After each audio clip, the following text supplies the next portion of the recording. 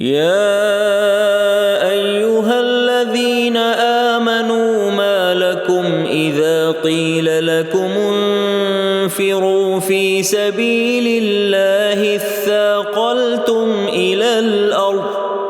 أرضيتم بالحياة الدنيا من الآخرة فما متاع الحياة الدنيا في الآخرة إلا قليل إلا تنفروا يعذبكم عذابا أليما ويستبدل قوما غيركم ولا تضروه شيئا والله على كل شيء قدير إلا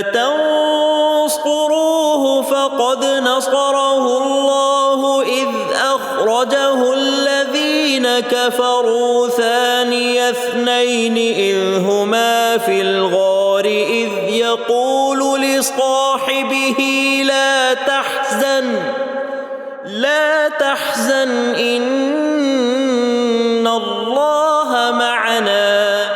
فأنزل الله سكينته عليه وأيده بجنود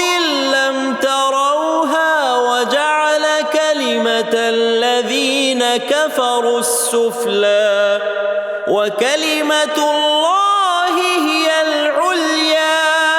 والله عزيز حكيم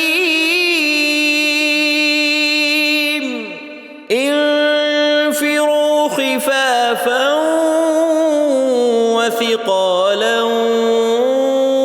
وجاهدوا بأموالكم وأنفسكم في سبيل الله ذلكم خير لكم إن كنتم تعلمون لو كان عرضا قريبا وسفرا قاصدا لاتبعوك ولكن بعدت عليهم الشقة وسيحلفون بالله لو استطعنا لخرجنا معكم يهلكون أنفسهم والله يعلم إنهم لكاذبون